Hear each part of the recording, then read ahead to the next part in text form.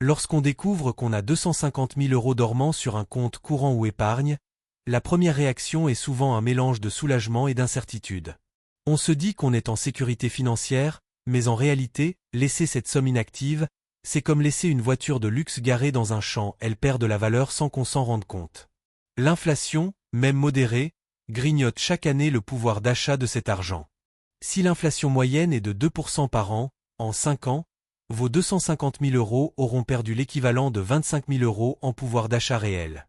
Ce n'est pas une perte visible, mais c'est une érosion silencieuse, inévitable si rien n'est fait. Les comptes courants ou livrets réglementés comme le livret A offrent des taux d'intérêt dérisoires souvent inférieurs à 3%, voire moins. Cela ne couvre même pas l'inflation. Donc techniquement, vous perdez de l'argent en le laissant là.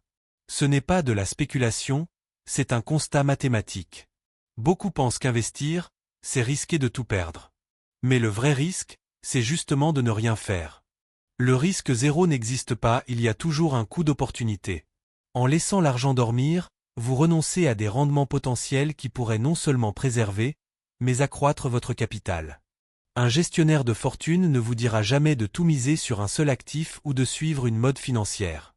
Il commencera toujours par analyser votre profil. Êtes-vous prudent, modéré ou dynamique? Quels sont vos objectifs? À quel horizon? C'est cette personnalisation qui fait la différence entre une stratégie efficace et un coup de dé. Il faut aussi prendre en compte votre situation personnelle. Avez-vous des dettes? Un projet immobilier? Des enfants à scolariser? Des impôts à optimiser?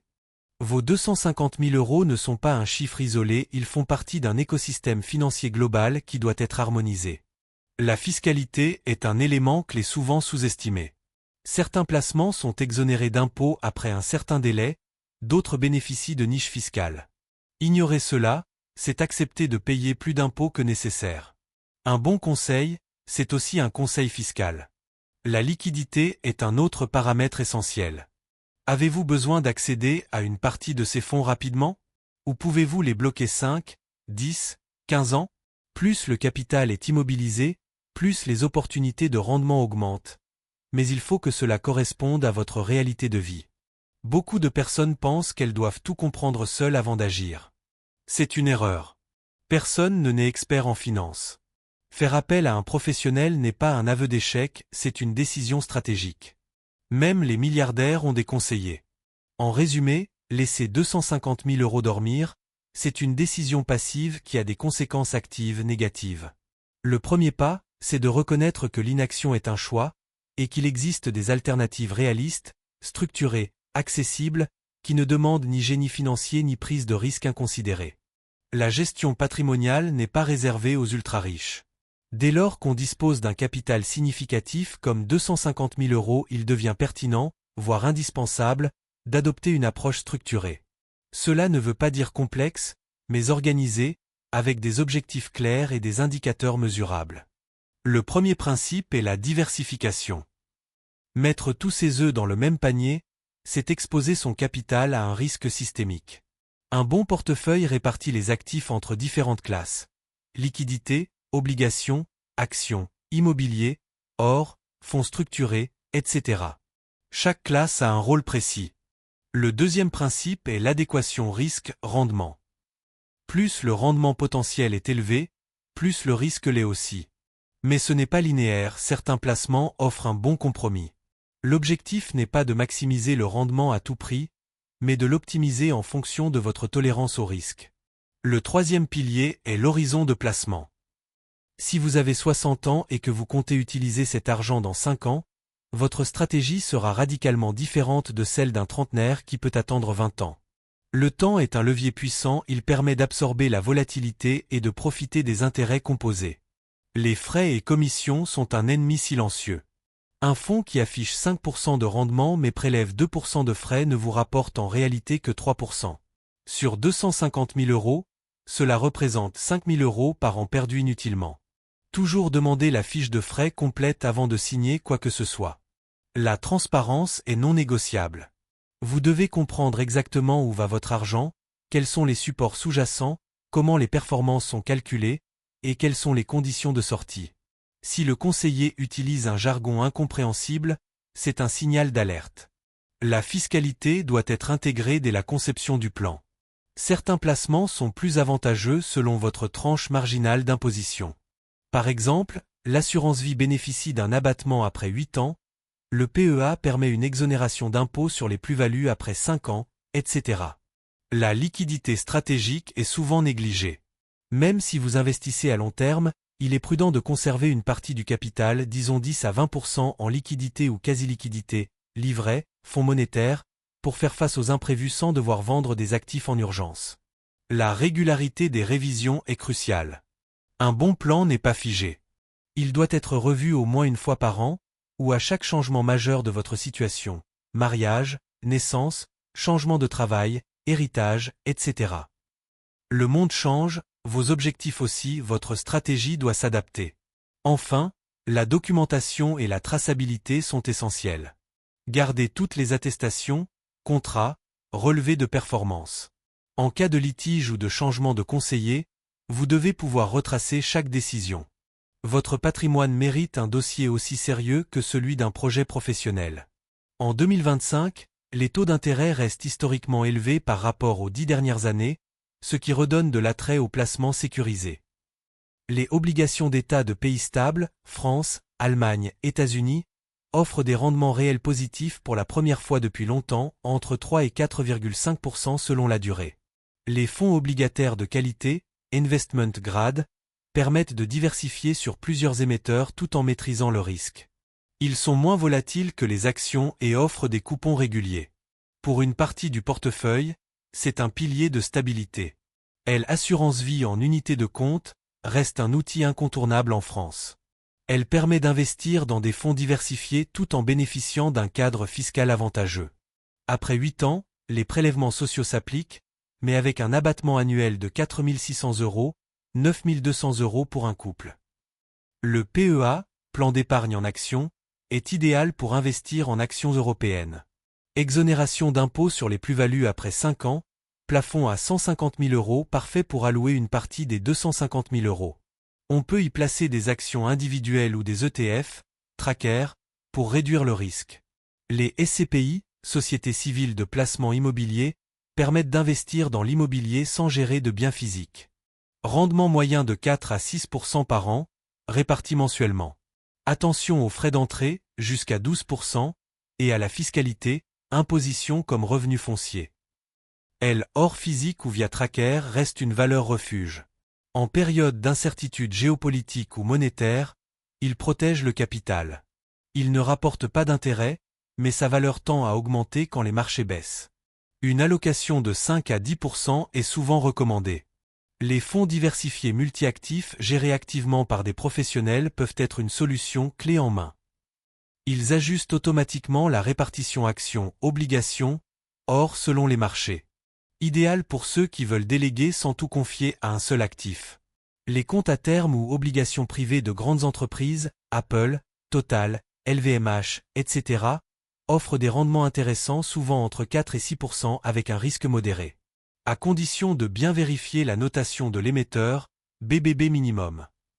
Ne négligez pas les placements défiscalisés locaux, loi Pinel, si vous achetez un bien neuf, monument historique, FCPI, FIP, placement dans les PME innovantes. Ils offrent des réductions d'impôts immédiates, jusqu'à 25% du montant investi mais exigent un blocage de 5 à 10 ans. Enfin, une partie du capital peut être allouée à des placements alternatifs comme le private equity, le vin, l'art ou les fonds forestiers, mais uniquement si vous avez un appétit pour le risque et une connaissance du secteur. Sinon, évitez, ce ne sont pas des placements passifs. Un profil prudent ne supporte pas la volatilité. Il préfère la sécurité à tout prix, même au détriment du rendement. Pour lui, la priorité est la préservation du capital. Une allocation type, 70% en fonds en euros ou obligations, 20% en SCPI, 10% en liquidité. Rendement attendu, 2,5 à 3,5% net. Ce profil accepte de sacrifier une partie du potentiel de gain pour dormir tranquille. Il n'a pas besoin de battre les marchés, il veut juste que son argent travaille sans stress. Les supports garantis ou à capital protégé sont ses alliés. L'assurance vie en fonds euros est souvent son cœur de portefeuille. Un profil modéré cherche un équilibre. Il accepte une certaine volatilité si elle est compensée par un rendement supérieur. Allocation type, 40% fonds euro-obligations, 30% actions via PEA, 20% SCPI, 10% or ou tracker diversifié. Rendement attendu, 4 à 5,5% net. Ce profil comprend que pour gagner plus, il faut accepter des variations à court terme. Il suit l'évolution de son portefeuille, mais ne panique pas en cas de baisse temporaire. Il est prêt à attendre 5 à 10 ans pour voir les résultats. C'est le profil le plus courant chez les investisseurs débutants éclairés. Un profil dynamique vise la croissance maximale. Il accepte des variations importantes à court terme pour un potentiel de rendement élevé sur le long terme. Allocation type, 20% fonds euro, 50% actions, PEA plus ETF mondiaux, 15% SCPI, 10% private equity ou alternative, 5% or. Rendement attendu, 6 à 8% plus net. Ce profil surveille les marchés, mais ne trade pas. Il reste discipliné. Il comprend que les cracks font partie du jeu, et qu'il crée souvent les meilleures opportunités d'achat. Il ne vend pas en panique, il rééquilibre. C'est un investisseur, pas un spéculateur. Attention, votre profil n'est pas figé. Il peut évoluer avec l'âge, les responsabilités, les expériences. Un trentenaire dynamique peut devenir modéré à 50 ans. Ce n'est pas une faiblesse, c'est de l'intelligence financière. Réévaluez votre profil tous les 3 à 5 ans. Votre conseiller doit vous proposer un questionnaire de profil de risque standardisé. Ne le remplissez pas à la va-vite. Si vous mentez sur votre tolérance au risque, vous risquez de mal réagir en cas de crise et de tout vendre au pire moment. Même un profil prudent peut avoir une petite part dynamique, disons 5 à 10% pour profiter d'opportunités sans mettre en danger l'essentiel. Inversement, un profil dynamique doit toujours garder un coussin de sécurité, au moins 6 mois de dépenses en cas de coup dur. En résumé, il n'y a pas de bon ou de mauvais profil. Il y a celui qui vous correspond. La stratégie gagnante, c'est celle que vous pouvez tenir dans la durée sans stress, sans remords, sans erreurs émotionnelles. Votre psychologie financière est aussi importante que les chiffres.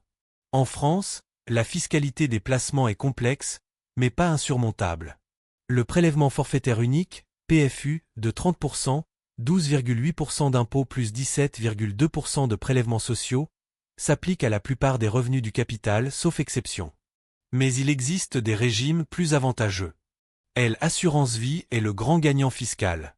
Avant 8 ans, le PFU s'applique.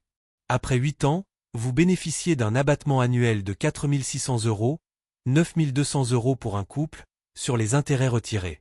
Au-delà, seul l'impôt sur le revenu s'applique, souvent plus favorable que le PFU. Le PEA est exonéré d'impôt sur les plus-values après 5 ans. Seuls les 17,2% de prélèvements sociaux restent dus. C'est l'un des meilleurs outils pour investir en actions sans se ruiner en impôts. Plafond de 150 000 € parfait pour une partie des 250 000 €. Les SCPI sont imposés comme des revenus fonciers, donc au barème progressif de l'impôt sur le revenu plus 17,2% de prélèvements sociaux. Si vous êtes fortement imposé, cela peut être lourd. Solution, les détenir via une assurance vie pour lisser la fiscalité. Les placements défiscalisants, Pinel, FCPI, FIP, monuments historiques, offrent des réductions d'impôts immédiates, mais attention. Ce ne sont pas des placements à rendement garanti. Leur but premier est la réduction fiscale, pas la performance financière. Ne les choisissez que si le projet sous-jacent vous convient aussi. Évitez les placements trop beaux pour être vrais. Rendement à 10% garanti, placements offshore sans transparence, produits structurés incompréhensibles. Si c'est trop compliqué à expliquer, c'est souvent trop risqué ou trop coûteux en frais cachés. Méfiez-vous des placements liés à la banque. Souvent, les conseillers proposent en priorité les produits de leur maison qui rapportent des commissions. Demandez toujours des alternatives externes. Un bon conseiller compare, il ne vend pas. N'oubliez pas la flat tax, si vous êtes peu imposé, le PFU à 30% peut être plus avantageux que l'imposition au barème. Faites une simulation avant de choisir le régime d'imposition de vos revenus du capital. Parfois, opter pour le barème peut vous faire économiser des milliers d'euros. La transmission est un autre volet fiscal crucial. L'assurance vie bénéficie d'un abattement de 152 500 € par bénéficiaire en cas de décès, avant 70 ans. C'est un outil de transmission quasi optimisé fiscalement. Pensez à désigner vos bénéficiaires clairement et à les mettre à jour. Enfin, documentez tout. En cas de contrôle fiscal, vous devrez justifier vos choix, vos sorties, vos plus-values. Gardez les relevés annuels, les attestations de rachat, les contrats. La régularité et la transparence sont vos meilleures protections contre les redressements. La gestion active consiste à confier son argent à un gérant qui sélectionne les titres, actions, obligations, en cherchant à battre le marché. Elle coûte plus cher, frais de gestion souvent entre 1 et 2% par an, mais peut offrir de meilleures performances en théorie. La gestion passive consiste à répliquer un indice, comme le CAC 40 ou le S&P 500, via des ETF, trackers. Les frais sont minimes, souvent moins de 0,30% par an. On ne cherche pas à battre le marché, mais à le suivre, ce qui, statistiquement, donne de meilleurs résultats à long terme. Les études le montrent, sur 10 ans, plus de 80% des fonds gérés activement sous-performent leur indice de référence. Pourquoi? À cause des frais, de la difficulté à anticiper les marchés, et des biais humains. La gestion passive est souvent plus efficace, surtout pour les non-experts. Cela ne veut pas dire que la gestion active est inutile. Dans certaines classes d'actifs comme les small cap, les marchés émergents, ou les obligations high yield, un bon gérant peut apporter de la valeur. Mais il faut savoir lequel choisir et c'est très difficile. Une stratégie hybride est souvent optimale. Utilisez des ETF pour les grandes classes d'actifs, actions mondiales, obligations européennes, et réservez la gestion active pour des niches spécifiques où l'expertise compte, comme les SCPI de bureau ou les fonds sectoriels innovants. Les robo-advisors, comme Yomoni, Nalo ou Indexa Capital, proposent des allocations automatiques en gestion passive, ajustées à votre profil. Frais très bas, simplicité totale. Idéal pour ceux qui veulent déléguer sans payer cher. Mais manque de personnalisation fine. Un conseiller humain apporte de la personnalisation, du conseil sur mesure, de l'accompagnement en cas de crise. Il coûte plus cher, mais peut éviter des erreurs coûteuses comme vendre en panique ou mal diversifier. Son vrai rôle, c'est de vous empêcher de saboter vous-même votre stratégie. Attention aux fonds stars qui ont excellé ces 3 dernières années. Le passé ne garantit pas le futur. Beaucoup de fonds qui battent le marché un an sur 2 finissent par régresser vers la moyenne. La constance est plus rare que la performance ponctuelle. Regardez toujours les frais totaux, pas seulement les frais de gestion, mais aussi les frais de performance, d'entrée, de sortie, les coûts cachés dans les OPSI ou les fonds structurés. Sur 250 000 €, 1% de frais en trop, c'est 2 500 € par an, soit 25 000 € en 10 ans.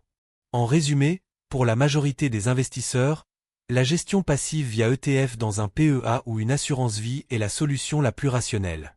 La gestion active peut avoir sa place, mais en complément, pas en cœur de portefeuille. Et toujours avec un œil critique sur les coûts.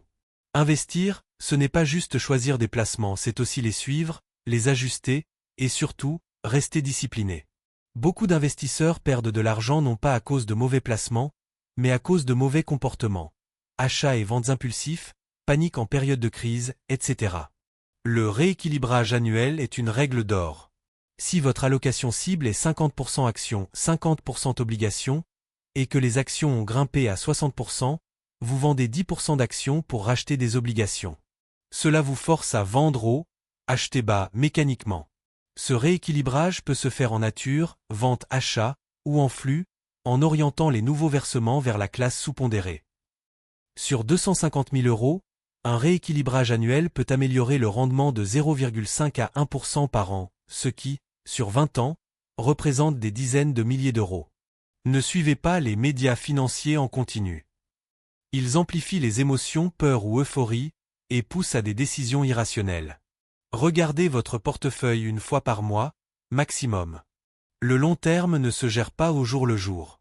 Fixez-vous des règles claires, je ne vends pas en baisse de plus de 20%, je réinvestis les dividendes automatiquement, je n'investis jamais plus de 5% dans un seul titre. Ces règles vous protègent de vous-même. Utilisez des outils de suivi automatisés, tableurs, applications comme Linkso, Bankin, ou les tableaux de bord de vos assureurs. Voyez l'évolution globale, pas les variations quotidiennes. Ce qui compte, c'est la tendance sur 5, 10, 20 ans. En période de crise, ne faites rien, sauf rééquilibrer. Les marchés ont toujours rebondi. Vendre en panique, c'est cristalliser les pertes. Acheter en panique, c'est souvent acheter n'importe quoi. La discipline, c'est de rester fidèle à son plan. Faites un bilan annuel complet. Performance nette, frais payés, fiscalité, évolution de votre profil, changement de vie. C'est l'occasion de corriger le tir, d'ajuster les allocations, de changer de support si nécessaire. Mais pas de tout chambouler sans raison. Si vous avez un conseiller, exigez un reporting clair, pas juste des chiffres, mais une explication des mouvements, des performances relatives, des perspectives. Vous payez pour un service, exigez qu'il soit à la hauteur. Sinon, changez. Enfin, acceptez l'imperfection. Personne n'a un portefeuille parfait. Il y aura toujours un placement qui performe moins, un secteur qui déçoit, un imprévu qui oblige à ajuster. L'objectif n'est pas la perfection, c'est la constance, la discipline et la progression régulière vers vos objectifs.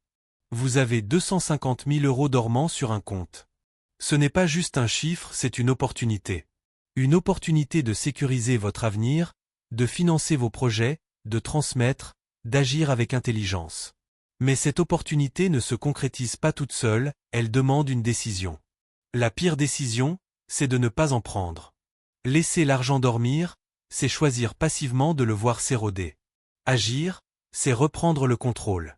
Pas besoin de tout comprendre du premier coup, commencez petit, apprenez, ajustez. Mais commencez. Vous n'êtes pas obligé de tout faire seul. Un bon conseiller, transparent, indépendant, compétent, peut vous faire gagner du temps, de l'argent, et surtout de la sérénité. Choisissez-le comme vous choisiriez un médecin. Sur la confiance, la clarté, et les résultats. Commencez par un diagnostic.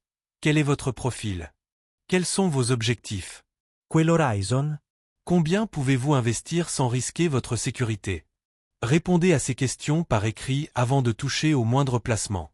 Ensuite, construisez une allocation simple, par exemple, 50% en assurance vie, mix fonds euro plus unité de compte, 30% en PEA, ETF mondiaux, 15% en SCPI, 5% en or.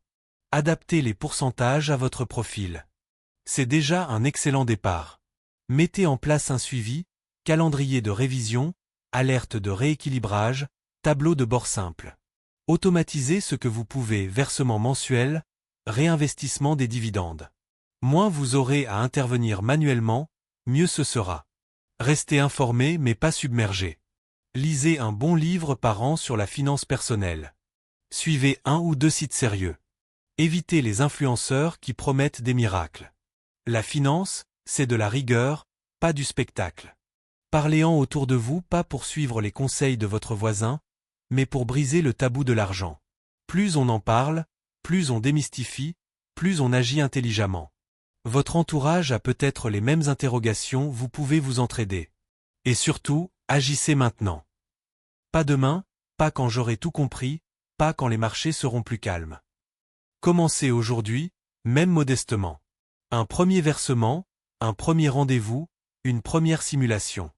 Le mouvement crée la clarté. Et vous, qu'allez-vous faire de vos 250 000 €?